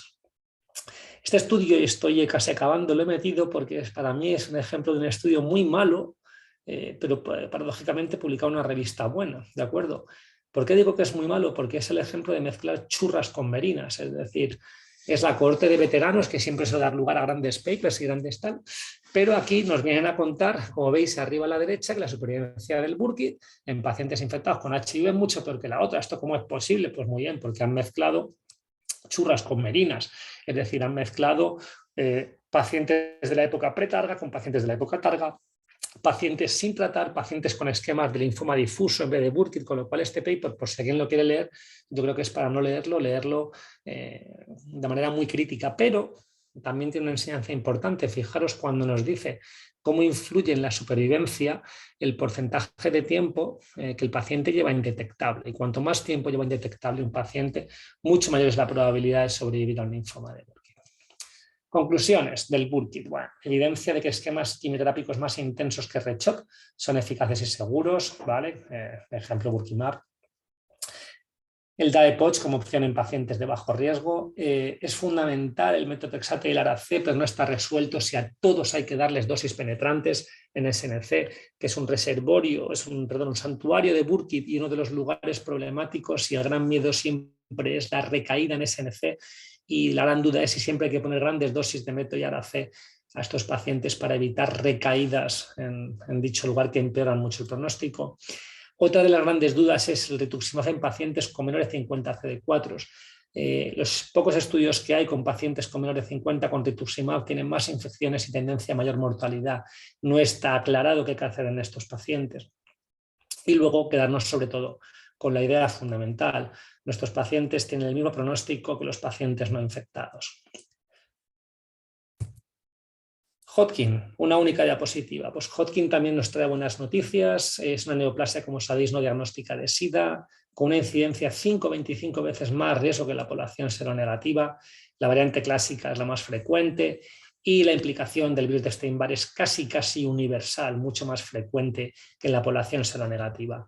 Bueno, este artículo de revisión lo que nos viene a contar básicamente es recordarnos las series que hay de pacientes HIV con Hodgkin, que fundamentalmente se tratan ya sea con AVD, atramicina, lomicina, vincristina, carbacina, o con BCOP, que es un esquema más complejo, y excepcionalmente con Stanford 5. Pero bueno, con lo que nos tenemos que quedar básicamente es con este paper, ¿vale?, del año 2012, que está incluido por supuesto en esta revisión, que es uno de los artículos absolutamente cardinales en Hodgkin y HIV, en el cual vemos que tratados con la quimioterapia estándar del resto de pacientes, nuestros pacientes no tienen una mortalidad incrementada, así que nos deberíamos llevar idéntico mensaje al que nos llevamos con el linfoma de Burkitt.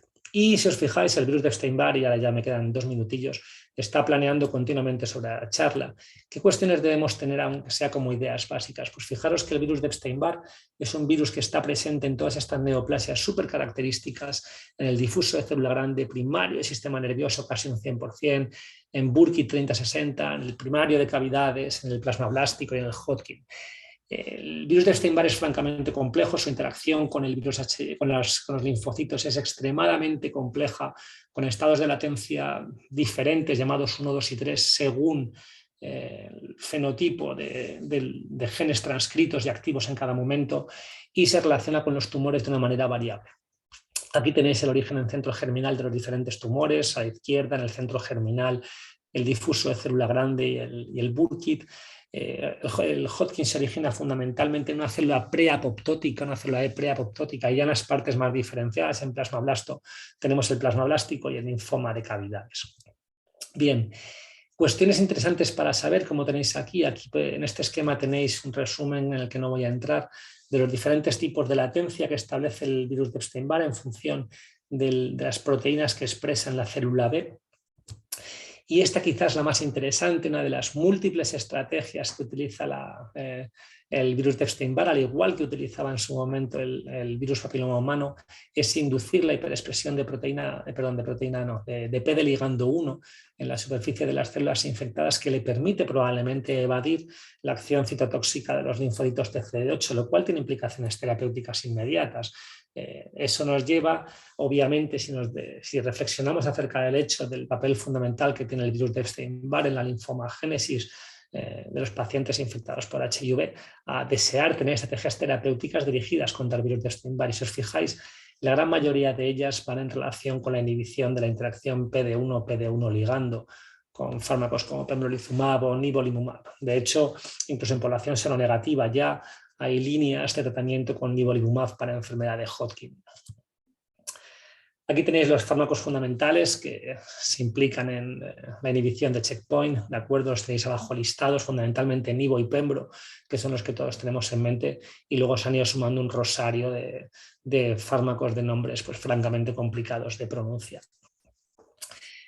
Para terminar, y esta es la penúltima diapositiva, esto incide en un fenómeno que aparece de manera simultánea tanto en los pacientes infectados por HIV con infección crónica como en los tumores, que es digamos, el desgaste extremo del sistema inmune o immune exhaustion.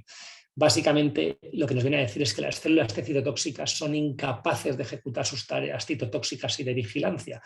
Y esto es un fenómeno que sucede en la infección HIV no controlada que lo revierte el TAR, ¿de acuerdo? Y por tanto es probablemente una estrategia, una diana terapéutica muy interesante a futuro en neoplasias de pacientes con HIV.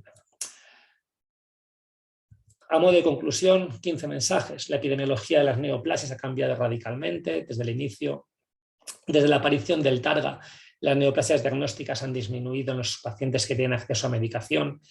El control sostenido de la replicación viral es un elemento absolutamente esencial preventivo para el desarrollo de neoplasias en pacientes con infección por HIV. El incremento paradójico de determinadas neoplasias en la época del tratamiento de una actividad se debe únicamente a la prolongación de la supervivencia de la gente y exposición incrementada a otros factores de riesgo. El carcinoma escamoso asociado a papiloma es un problema de magnitud creciente. La potenciación de la oncogénesis asociada a VPH por la confección con HIV es francamente compleja, pero bueno, el papel de TAT y de PD1 ligando es importante y probablemente a futuro nos llevará a estrategias terapéuticas nuevas. El impacto del TAR en la incidencia del carcinoma escamoso y el incremento paradójico por aumento de supervivencia, como ya hemos comentado.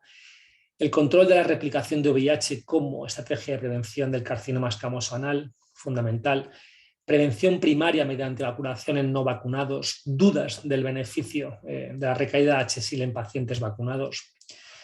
El estudio ANCHOR, necesidad absoluta de implementar sistemas de cribado y diagnóstico precoz de HSIL y tratamiento de las lesiones.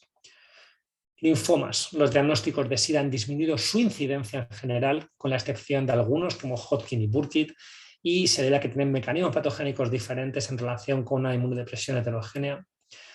El de células grandes, idéntico pronóstico en seronegativos. El Burkitt no ha disminuido incidencia, igual pronóstico en no infectados, dudas con Rituxi menor de 50 CD4. Hodgkin, igual pronóstico, una vez más, idéntica noticia. Epstein-Barr, muy compleja interacción en linfomagénesis junto al HIV, diferentes estadios de latencia en diferentes linfomas, fundamental buscar estrategias terapéuticas frente al virus de Epstein-Barr. Y por último, el fenómeno del cansancio inmune o el immune exhaustion y el VIH, papel en el futuro de inhibidores de checkpoint, esencialmente, pero no solo PD1 y PD1 ligando. Muchas gracias. Muy bien. Muchas gracias a los dos por las excelentes presentaciones. Tenemos un ratín para hacer alguna pregunta. Como os he dicho en el chat, si alguien quiere hacer alguna pregunta la puede hacer, o si lo quiere hacer verbalmente, pues le abrimos y lo puede hacer. Y bueno, en lo que viene alguna pregunta, no sé, pues algunas cosas que se me ocurren. Los dos habéis hablado de la senescencia en el VIH, de que la inmunosenescencia, el envejecimiento prematuro de nuestros pacientes. Sabéis que hay algunas voces que no están muy de acuerdo con esto que se comenta, ¿no? Que hablan que el problema no es el VIH, sino más que nada los problemas de calidad de VIH que teníamos al principio de la epidemia de VIH, de la pandemia esta. Y que probablemente esto no ocurra con los tipos de pacientes que estamos viendo en los últimos años, ¿no? Que son con CD4 mucho más altos, se les aporta tratamiento antes. No sé qué opináis. Hombre, yo esto lo he discutido muchas veces y yo creo que es verdad que cuando hablamos de que el VIH se asocia a envejecimiento precoz, metemos en el mismo fondo de saco al paciente que viene de los años 80, 90, maltratado, tratamiento tarde, lipodistrofia, tratamientos tóxicos, y metemos al paciente joven con 500 CD4 NADIR, que empieza el mismo día que viene a la consulta, con un diagnóstico reciente, ¿no? Probablemente la evolución no va a ser parecida, ni mucho menos, aunque, y todos asumimos que el envejecimiento, esos 20 años de diferencia de multimorbilidad, o luego lo dirá Luis, de neoplasias, igual se reduce. Pero no hay que olvidar que es una discusión, la gente dice, pues entonces nos preocupamos En España hay en tratamiento, creo recordar que eran 120.000 personas aproximadamente. Pues ponle que si hay 3.000 diagnósticos por año, quita 30.000 de los 10 últimos años, hay 90.000 personas con más de 10 años de VIH. Es decir, hay mucha gente que va a envejecer con VIH de mucho tiempo de evolución, con lo cual el peso va a seguir siendo muy importante y probablemente esta diferencia o este impacto de los recién diagnosticados no lo veamos hasta dentro de unos años, mientras que el impacto de los muy mayores envejeciendo de larga evolución va a ir aumentando. Entonces yo creo que hay que prepararse, es decir, hay que prepararse dentro de la visión positiva, hay que prepararse. Como dato ejemplo, te puedo decir que durante el 2014-2015 estaba bajando la incidencia de eventos cardiovasculares en pacientes VIH en comparación con los no VIH y todos asumíamos que era por el inicio precoz de tratamiento y en las últimas estadísticas esa mejoría se ha parado o incluso ha vuelto a aumentar.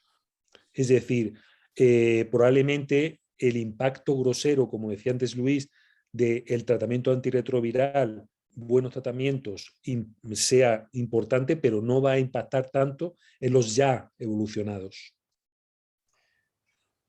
A mí, Carlos, a ver, una de las charlas, una de las que más me ha impresionado en mi vida que he visto presencialmente fue en un IRIC hace 4 o 5 años. No recuerdo cuál el año, pero vamos, hace 4 o 5, que la dio un americano de California, que es experto en el tema del reloj molecular. La verdad es que no recuerdo su nombre, no sé si la visteis alguno, pero fue espectacular. Entonces, un tipo, claro, coleccionaba Natures y Cells, pues bueno, una a la semana publicaba. Y claro, yo no sé si, o sea, él demostraba en su charla y contaba cómo estos pacientes, el reloj molecular y el reloj biológico estaban desacompasados y tal, y tenía un envejecimiento que él podía medir por una serie de parámetros del reloj molecular. Yo no sé si estos pacientes envejecen más rápido, etcétera, pero yo creo que sí que envejecen peor. Y luego además es que el problema es eso, es que estamos mezclando churras con merinas, es decir, en qué se parecen los pacientes que tiene Pepe o Carlos o alguno yo en la consulta, diagnosticados en 1986, que han pasado por todo, con el chico que se diagnostica ahora con 1000 CD4 de manera casual y demás, ¿no? Yo siempre le digo a los pacientes, les pongo la metáfora de las termitas en la casa, ¿no? No es lo mismo matar una termita cuando lleva un mes comiendo que dejarles 30 años cuando está a punto de caerse el edificio. Es que no puedes compararlo. Entonces, yo creo que yo no sé responderte la pregunta de si envejecen más, si están desacoplados los relojes moleculares y biológicos, pero sí que hay un porcentaje de pacientes que yo creo que envejecen peor y el mejor ejemplo es el de los linfomas. Los pacientes hacen los linfomas sobre todo, o un porcentaje de ellos, en los primeros años después del diagnóstico. ¿Por qué? Porque pueden llevar 1, 2 o 10 años sin diagnosticar acumulando errores. Si a esos pacientes los diagnostican muy precozmente, de lo que tú no les dejas acumular tanta cantidad de errores, probablemente eso impacte luego en las complicaciones que puedan tener a futuro, pero es un tema complejo, ciertamente. Hablabais los dos de factores de riesgo, ¿no? Como al final productores de cualquiera de las patologías que estabais hablando, ¿no?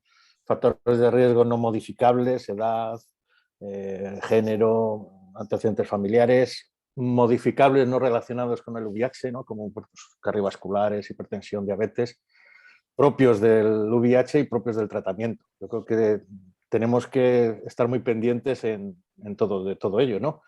Y también comentabas, Pepe, un poco que había que estar vigilantes, ¿no? ¿Cuánto de intensos tenemos que ser a la hora de vigilar el riñón, el hueso, el papiloma? ¿Qué recomendaríais? Hombre, yo creo que durante los tiempos muy malos hemos sido capaces de mantener un buen nivel de control de los pacientes, incorporando en la rutina de manejo la analítica básica para tener una idea de cómo está. Conocemos los factores de riesgo, es verdad que algunos no podemos modificarlos, como es la edad, el género sí podemos modificarlo, ya lo sabes, el sexo sí podemos modificar. Sí, es verdad. Pero sí podemos modificar todo lo que es asociado a VIH, es decir, pues cuando podemos un inicio precoz de tratamiento, cuando podemos tratamientos eficaces y supresión con muy buena adherencia. Y lo más importante, por ejemplo, luego es que tú ves que los factores clásicos se ven potenciados por los factores asociados al VIH. Entonces, claro, la suma de tabaco o la suma de, para el riñón o para el hueso, o la suma de la hipertensión y la diabetes, es peor si no controlas, no has controlado bien los factores del VIH, ¿no? Entonces yo creo que hemos aprendido que cualquier intervención que haga siendo exigente tiene un beneficio a largo plazo. Yo soy muy, cuando me dicen, no es que el envejecimiento es que todos los órganos se deterioren, yo no estoy de acuerdo, es decir, yo creo que el envejecimiento es un deterioro funcional progresivo, pero que claramente se puede intentar retrasar al máximo posible. Y eso es a base de intentar controlar muy bien todos los factores que intervienen, conocerlos e intervenir. Indudablemente en los pacientes VIH tenemos un privilegio, les tenemos muy controlados cada 6 meses, cada año, con lo cual igual no tenemos que estar muy pendientes si no estamos dando todos los tóxicos y si no son pacientes hipertensos, diabéticos y demás, y nos podemos relajar más en un tipo de pacientes y menos en otro tipo de pacientes. Por eso yo creo que incluso para comorbilidades yo sería muy partidario de la estratificación de riesgos. En cuanto a pruebas de seguimiento así, comentaba las básicas, ¿no? Para el riñón seguimos con filtrado glomerular, seguimos con, cuando empiezas a notar algo, pues periódicamente un sistemático de orina. ¿Tiene algún papel, alguna otra determinación? ¿Has comentado si de pasada la cistatina o así? ¿O con lo que tenemos nos podemos arreglar? En la inmensa mayoría de los casos, solo con hacer un filtrado y una orina al año o incluso una orina más prolongada, nos podemos apañar. Es decir, para tener al paciente orientado. Tú piensas que el riñón o incluso el hueso no son cosas que cambian de un día para otro. E incluso las definiciones de enfermedad renal crónica, como bien sabéis, es que se confirma a los 3 meses. Es decir, que no es algo que tengas que estar actuando de forma inmediata, ¿no?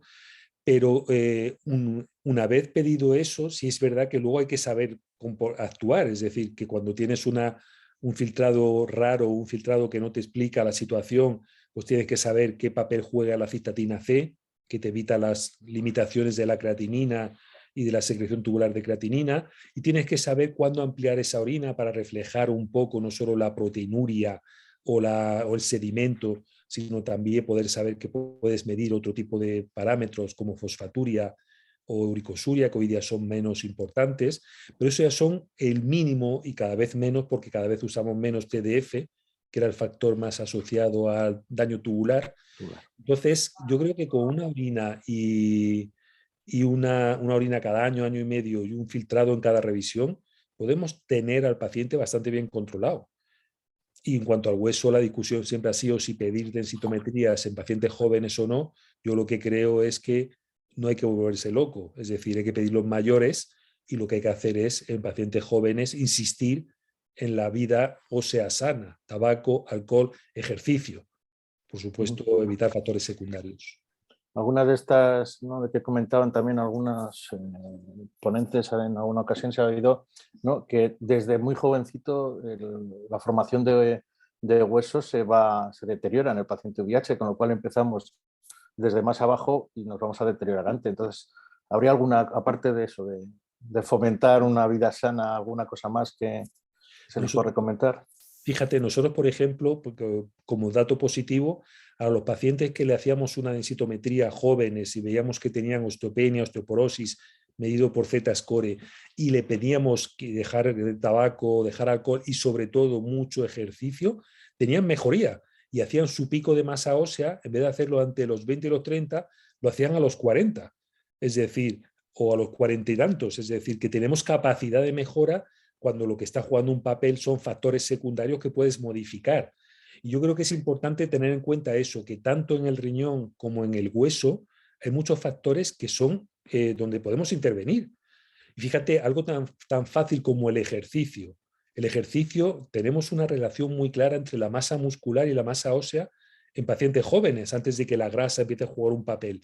Y en esos pacientes jóvenes, que el paciente haga ejercicio de carga, se convierte en algo fundamental. Es decir, que parece una tontería, pero consigue indirectamente que para el futuro tengas una mejor envejecimiento, porque tienes una mejor base, un mejor background, ¿no?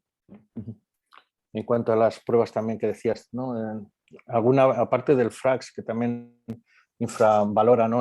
El riesgo de nuestros pacientes, alguna aplicación de estas de las que todos conocemos, del DAD o alguna española, así que puedas acercarse más. El problema de o el picar un factor de riesgo más, que también te dicen algunos compañeros, así. No, incluso picando un factor de riesgo no conseguimos reflejar bien, salvo que tengas la densitometría. Cuando discutíamos esto con Canis, que es el tío que desarrolló el FRAX, pues le decíamos que había reflejado poco los factores secundarios, porque sabes que el FRAX está diseñado para mayores de 40 años y solamente entre los factores que salían en todas las cohortes no encontramos factores secundarios, decíamos, pero bueno. Y él nos decía que era porque se asume que un paciente que tiene factores secundarios, vas a meter también la densitometría y vas a ver el reflejo de esos factores secundarios en los resultados, en su hueso. No tiene otros factores y tiene una osteoporosis, tienes que pensar que hay factores secundarios, ¿no? Entonces, por eso a veces en pacientes jóvenes, sobre todo que tienen otros factores de riesgo asociados o muchos factores secundarios, a veces la densitometría la hemos pedido mucho, precisamente para poder saber qué papel jugaban. Y juegan un papel, pero volvemos a lo de antes. Juegan un papel los factores asociados al VIH, los factores clásicos, tabaco, alcohol, falta de sedentarismo, delgadez, y con eso mejor es combatir lo que está pidiendo DEXAs en menores de 50. En cuanto al DEXA, parece que la tendencia ahora, las últimas recomendaciones en pacientes no VIH es no hacer tanto seguimiento con DEXAs en los pacientes una vez diagnosticados. No sé si en nuestro caso, al ser estos pacientes además tan peculiares, sí que tendríamos que seguir haciendo unos controles. Nosotros pedimos ahora mucho menos, desde que hemos dejado de usar mucho TDF, que era un factor independiente, que jugaba un papel añadido al resto de factores, pedimos mucha menos densitometrías. Tenemos la suerte de que tenemos un densitómetro nuestro, con lo cual, en principio, no tenemos ni lista de espera, ni colas, ni problemas. Y sabéis que es una técnica muy sencillita que el paciente hace el mismo día que viene a consulta. Nosotros no tenemos ni densitómetro en el hospital, o sea, fíjate. Pues no, nuestro, en el hospital. Yo los tengo que mandar nosotros hemos hecho mucho porque nos ha permitido saber, y ahora pedimos mucho menos y solo pedimos en gente que vamos a intentar hacer algo.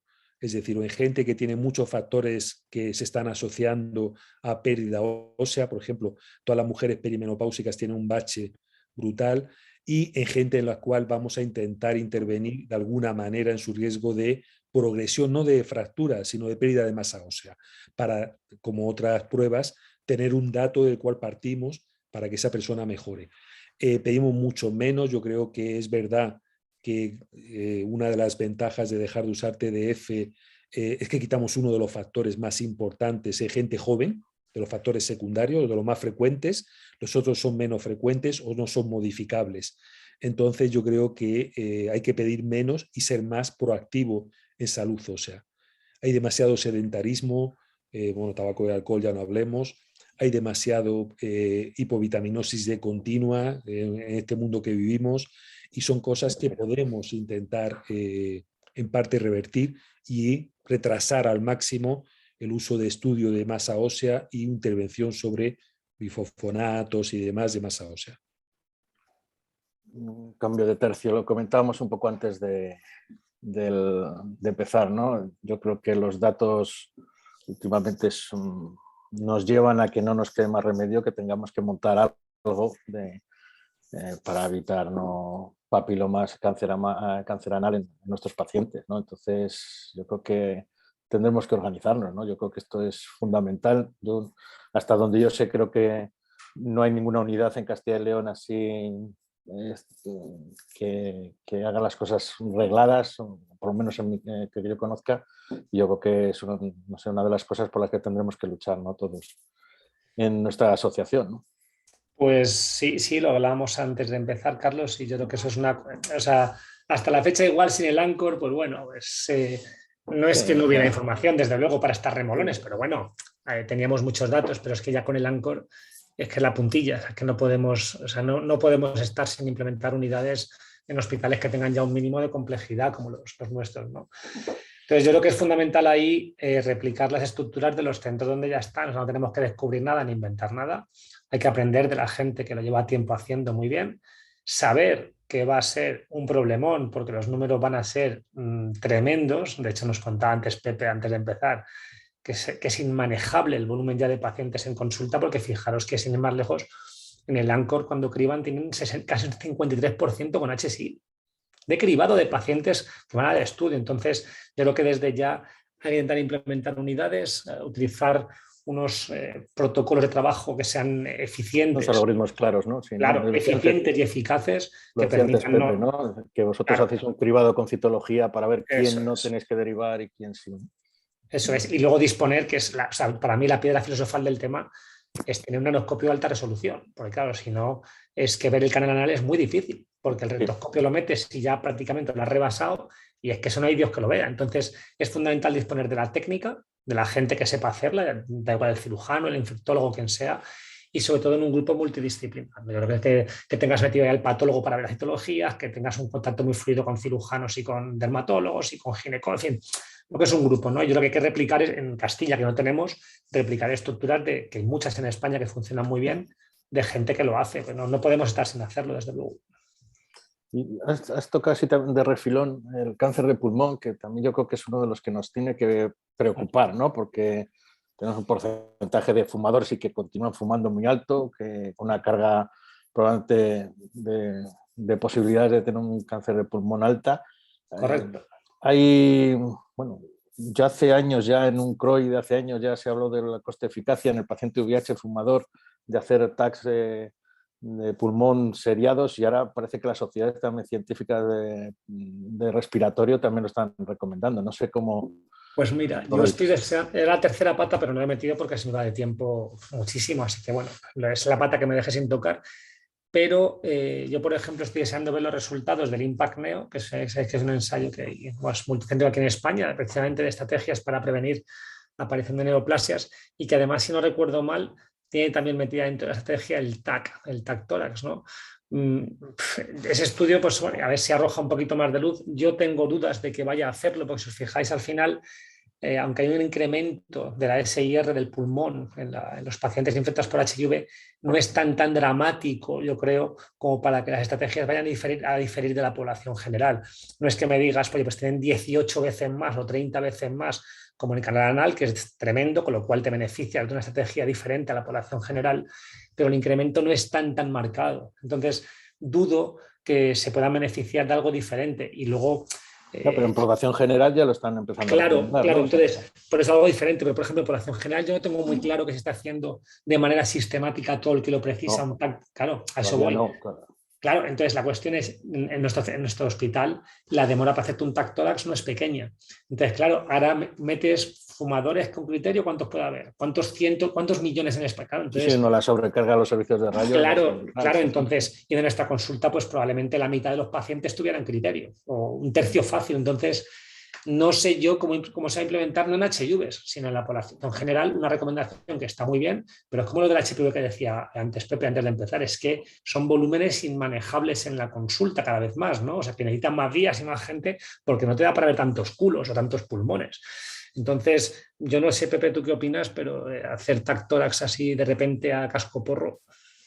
Bueno, las recomendaciones americanas, incluso en población sana, ya sabes, que sigue saliendo coste efectiva, incluso bajando a 45 años, que sale más, y bajando el IPA, el índice de paquetes año, a 20.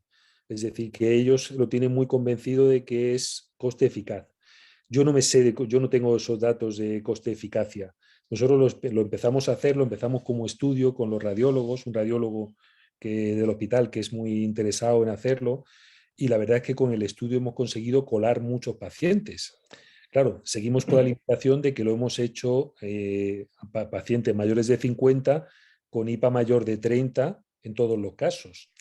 La experiencia es que pillamos. Es decir, pues por ejemplo, lo acabamos de publicar, creo que lo ha publicado Sergio en un Plus One, que con los primeros 100 y pico pacientes teníamos un 2% de cáncer de pulmón. Es decir, que tenemos un volumen significativo. Creo que al aumentar la N ha bajado un poquito ese porcentaje. Mi duda no es de que sea eficaz, porque lo más importante además que te digo que estamos usando esa puerta trasera para no solamente prevención de cáncer de pulmón, sino para enfisema, ver patología pulmonar previa que tienen otros pacientes, es decir, nos está sirviendo para tener a los pacientes mucho mejor orientados, ¿no? Mi duda no es esa, mi duda es cuánto de coste eficaz. Claro. Es decir, cualquier indicación médica tiene una parte clínica que es la que nosotros usamos, que es que bien que tengamos esta posibilidad, y otra parte de gestión, que es la parte que tú comentabas antes. Es decir, yo no sé cómo los de rayos van a tolerar que le mandemos a todos los pacientes. Bueno, a todos. Piensa que ahora mismo estamos limitando gente muy fumadora. Es verdad que estamos haciendo TAC en los peores, en los de larga evolución, los que habéis pillado, ¿en qué estadiaje estaban? Porque esa es otra, ¿no? Porque dices... Pues casi, hombre, hemos pillado alguno muy precoz, ¿sabes? Eso también... Hemos pillado alguno muy precoz, que eso por eso está muy bien, y alguno hemos metido la pata, es decir, hemos hecho lobectomía de un granuloma, es decir, que esas cosas también pasan. Al final tú piensas que eso está descrito en todos los TAC de baja radiación, que le pides un PET-TAC que es dudoso, que al final acaba quitándote el lobo pulmonar y es un granuloma. Pero bueno, general, ya te digo que nos da mucha información y nos da sobre todo mucha tranquilidad, restringiéndola a mayores de 50, fumadores masivos y gente que probablemente, por lo que comentábamos antes, son gente que viene de los años 90 y que tienen el VIH o han tenido el VIH disparatado y probablemente son de más alto riesgo. Yo no sé cómo de coste eficaz podría ser en otras poblaciones si empezamos a bajar el IPA o si empezamos a meter pacientes VIH solo por ser VIH, que al fin y al cabo hay algún no fumador que te sigue haciendo adenocarcinoma, o sea que eso lo hemos visto y lo sufrimos, ¿sabes? Que siempre nos pita tarde. Entonces, bueno, habrá que ver cuánto de coste eficaz es. Ya sabéis que es la pregunta del millón. En la población no VIH no está implantado todavía, en España no están las recomendaciones y habrá que ver si eso se generaliza o no.